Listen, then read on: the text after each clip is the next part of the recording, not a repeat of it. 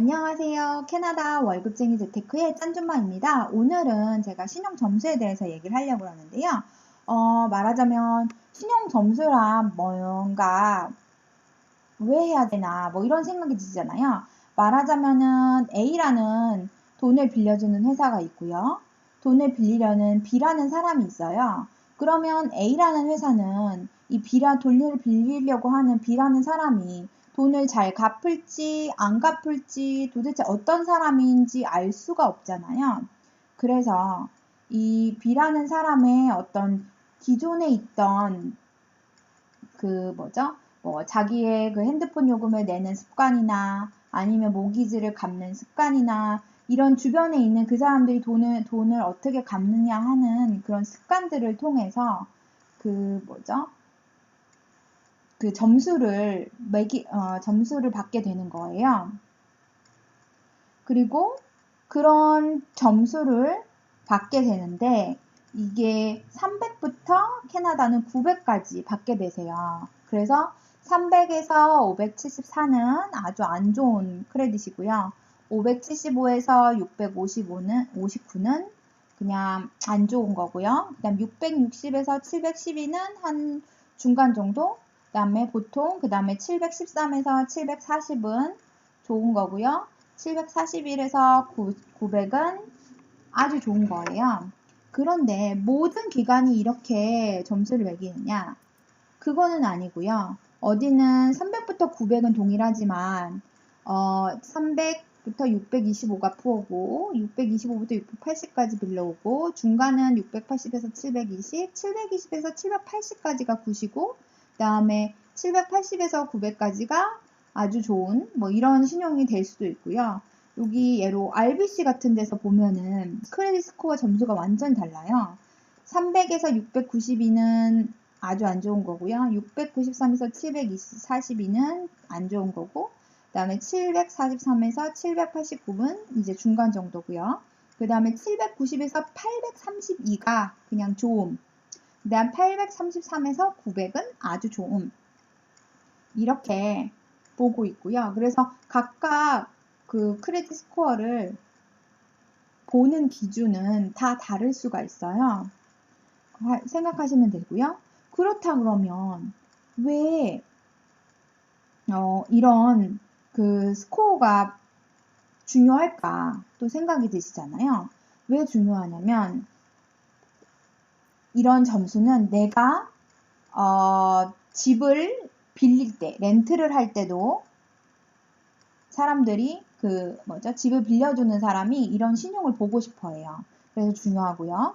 그 다음에 모기지를 내가 만약에 집을 사게 돼서 모기지를 빌리는데 내가 아주 좋은 크레딧을 가지고 있으면 이 사람들이 저렴한 이유를 나한테 줘요. 근데 내가 만약에 나쁜 크레딧을 가지고 있으면 이 사람들이 정말 받을 수 있는지 없는지 모르기 때문에 아주 높은 이율의 그걸 주게 되는 거예요. 이자를 주게 되는 거예요. 그래서 중요하고 또 하나 내가 그냥 뭐 아무런 잡이나 그런 거는 사실 크레딧 체크를 안 해요. 근데 좀 좋은 잡으로 가시잖아요. 그러면은 직업을 얻는데도 이 크레딧 스코어를 봐요. 그래서 이 사람이 도대체 제때제때 돈을 잘 갚는 신용이 좋은 사람인가도 어떤 회사에서 일할 수 있는 사람이다 없는 사람이다 이런 척도가 되기도 해요. 그리고 뭐 자동차 당연히 론 받아가지고 빌릴 때도 그렇고요. 그 다음에 학생들을 이제 등록금 납부할 때 그 론 받은 거 있잖아요. 그것도 그렇고 아니면은 일례로 또 내가 비즈니스를 하게 됐어요. 그러면 비즈니스 사면서 돈을 빌리게 됐을 때도 이런 크레딧 스코어가 아주 굉장히 중요하게 되는 거예요. 그래서 이거를 처음부터 잘 관리하시는 게 좋아요. 그러면 넘어가서 맞아. 제가 하나 좀 바깥으로 나갔다 올게요. 그러면은 이 점수를 어떻게 처음 온 사람들은 만드나 이 점수 말고도 아예 크레딧이 없는 사람도 있어요. 캐나다는 사실 크레딧이 아예 없는 게 좋은 게 아니에요. 왜냐면 이 사람이 도대체 어떤 사람인지 자체를 정체를 모른다고 생각하기 때문에 오히려 더 나쁜 거라는 어떤 느낌을 가질 수도 있어요. 근데 이것도 다 평가하는 회사마다 달라요. 그래서 그러면 이 부분을 내가 어떻게 처음에 캐나다에 와서 극복할 수 있나 하면은 은행에 가시게 되면은 뭐 1000불이나 500불을 디파짓하고 담보로 내가 가지고 있는 현금을 담보로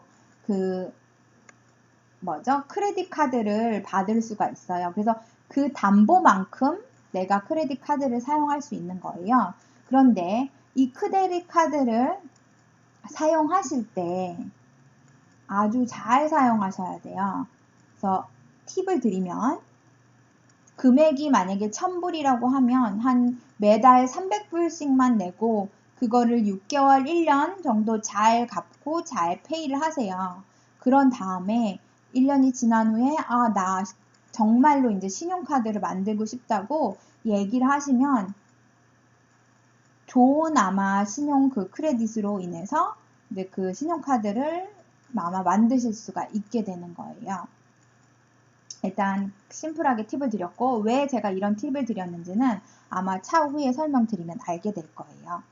그리고 또 중요한 게 그러면 내가 나의 신용을 도대체 어디서 관리하나 크레딧 뷰호라는 곳에서 사실 관리를 하게 되는데요. 근데 거기 말고 또 이렇게 연결되어 있는 회사들이 있어요. 에키팩스라는 회사하고요. 트랜스유니온이라는 회사가 있어요. 그래서 이 두 회사에서는 뭘 하냐. 이런 어떤 다른 기관, 핸드폰 빌리는 데서 그 뷰호 같은 데로 나의 어떤 그런 정보들을 보낸 거를 이쪽에서 이제 받아서 이거를 그런 어떤 신용 점수에 대한 그런 정보를 받아서 개인들에게 그걸 제공함으로 인해서 돈을 받아요. 돈을 받는 기관이에요. 그게 에키팩스하고 트랜스유니온인데 지금 보시면 한 달에 30일까지는 4.95불만 내면 되고 그 다음부터는 한 20불 플러스 텍스네요. 이 정도 내야 된다고 돼 있고요. 여기도 똑같이 아마 4.95에다가 똑같은 금액 한 20불 정도 플러스 여기네요. 20불 플러스 아마 텍스일 거예요. 그렇다면 내가 왜 이렇게 돈을 내면서 이걸 확인을 해야 되나 궁금하시잖아요. 네, 왜냐면 한국 같은 경우에는 주민등록 번호가 있어서 이게 굉장히 잘 관리가 되는 편이에요.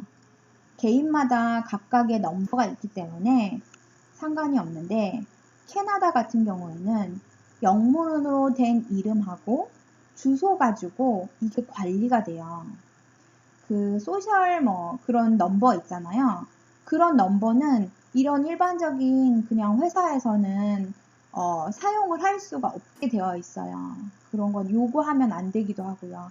그래서 약간 혼란이 많이 생기게 되는데 그러니까 프로드 같은 거 생길 수가 있고요. 도용되거나 이런 그 다음에 내가 한 행동이 아닌데 나한테 들어와 있다거나 크레딧 리포트에 들어와 있다거나 이런 일이 발생할 수가 있어요. unexpected change 이것도 동일한 거죠. 내가 생각하지 않았던 부분이 일이 벌어지게 되는 거예요. 그리고 내가 크레딧을 확인하라고 하지도 않았는데 어떤 기관에서 내 거를 확인할 수도 있어요. 그러니까 그런 것들을 내가 모니터를 해줘야 돼요. 내가 체크하고 내가 감시해야 되는 어떤 이런 상황인 거예요. 그래서 그렇게 할 수 있는 곳이 에키팩스와 트랜스유니온이에요. 그런데 그러면 진짜 하고 싶지 않잖아요. 왠지 아까운 생각이 드는데 다행스럽게도 이렇게 트랜스유니온은 크레딧 카르마라는 무료 이런 신용 점수를 알려주는 사이트하고 연계가 돼 있어요. 그래서 여기를 사인업을 하시면 무료로 트랜스유니온에서 주는 그 신용 말하자면 스코어를 받아서 내가 무료로 확인할 수 있게 되는 거예요.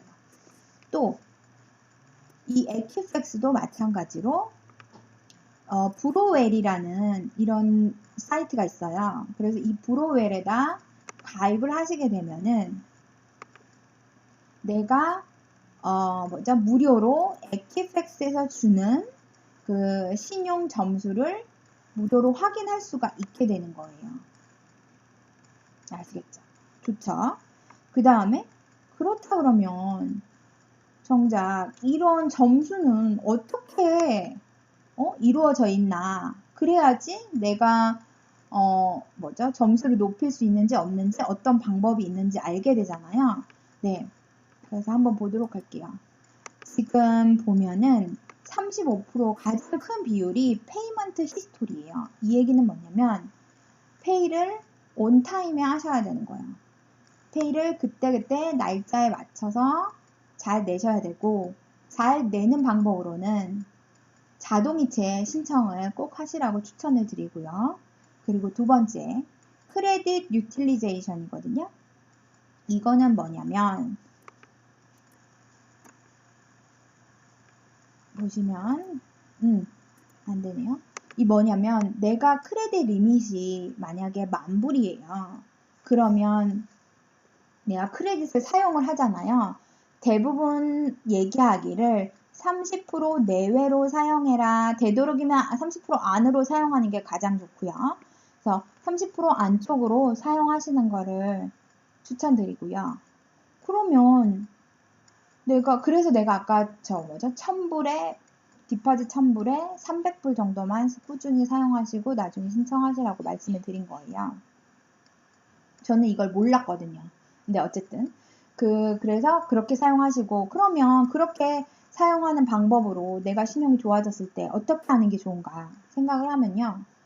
내가 10,000불의 크레딧을 하나를 가지고 300불이 아니라 3,000불을 쓰는데 나는 보통 한 5,000불을 써요. 그렇다 그러면은 내가 크레딧 리밋을 가능하다면 20,000불로 올리거나, 혹은 내가 10,000불의 크레딧의 리밋이 있는 카드를 2개를 가지고 계시면 되는 거예요. 그러면 하나를 3,000불, 3,000불 아니면 2,500, 3,000불, 2,500, 2,500 이런 식으로 사용하게 되는 거죠. 그러면 이 크레딧 유틸리제이션이 굉장히 좋은 점수를 받게 되는 거예요. 그리고 세 번째, 크레딧 히스토리인데요. 이거는 내가 얼마나 꾸준히 그렇게 잘 페이를 하고, 그 다음에 말하자면 모기지에서 얼마 동안 계속 꾸준히 페이를 했느냐, 이런 어떤 히스토리예요, 말 그대로. 그래서 모기지를 쭉 페이한 것도 그렇고, 내가 핸드폰 요금을 잘 꾸준히 하고, 그 다음에 핸드폰 요금도 그 회사에서 계속 지속적으로 히스토리를 쌓은 거죠. 이런 거에 대한 부분이 15%고요. 그러니까 캐나다는 생각보다 너무너무 여기저기 바꾸고 이러는 것도 아주 좋진 않아요. 그렇다고 해서 안 바꿀 필요는 없어요. 바꿔도 상관없어요. 근데 그렇다는 거. 그리고 만약에 뭔가를 바꾸려고 할 때는 되도록이면은 크레딧을 오래 쌓아가지고 오랫동안 히스토리를 가지고 있는 것보다는 크레딧이 최근에 뭔가를 바꿨는데 그걸 그냥 다시 바꾸는 게 차라리 낫다는 얘기죠. 그런 팁이 또 있고요. 그 다음에 네 번째로 크레딧 믹스가 있어요. 이건 뭐냐면은 아까처럼 이렇게 핸드폰 요금을 내는 거에 대한 어떤 크레딧 리포트에 대한 점수가 있고, 그다음 모기지를 갚으면서 하는 점수가 있고, 이런 하나의 그게 아니라 여러 가지가 섞여가지고 이루어진다는 거예요. 그래서 카드 대금 납부하면서 핸드폰 요금, 모기지 이런 거죠. 그 다음에 자동차 론 받는 거, 이런 것들이 다 믹스가 돼가지고 크레딧 점수가 되는 게 한 10%. 그 다음에 크레딧 인콰이리즈는 내가 크레딧 확인을 하는데 어떻게 확인하냐는 거예요. 그래서 말하자면은 내가 모기지를 빌리러 갔어요. 그런데 여기저기서 계속 확인을 하면 사실 이 크레딧이 떨어진다고 생각하잖아요. 그런데 이게 룰이 있어요. 30일 안에 내가 모기지에 해당하는 그런 신용 체크를 하는 경우에는 여러 곳에서 하더라도 30일 내에 한 경우에는 그냥 한 번만 이렇게 해당이 돼요. 그런 거 있고요. 그 대신에 뭐 내가 크레딧 카드 얘 쪽에서 신용 체크하고 모기지 쪽에서 신용 체크하고 그 다음에 자동차 론 빌리는 데서 또 신용 체크하고 이렇게 하면은 이거는 안 좋은 거예요. 그리고 동시다발적으로 이런 것들이 일어난다는 거는 이 크레딧 인콰이리에 굉장히 낮은 점수를 불러오게 되는 거죠. 그렇게 하시면 안 되고 그렇지만 말씀드렸지만 30일 내에서 똑같이 모기지라 그러면 받아도 상관이 없는 거예요. 그 포인트고요. 그 다음에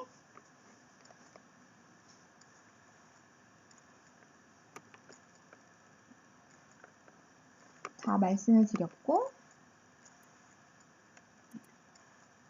네, 다 지금 얘기를 드렸어요. 그러니까 어떻게 하면 내가 좋은 점수를 받고 이런 것도 말씀을 드렸고요. 많은 도움이 됐으면 좋겠고요. 그러면 나중에 다시 만나고요. 좋아요와 구독 부탁드리겠습니다. 감사합니다.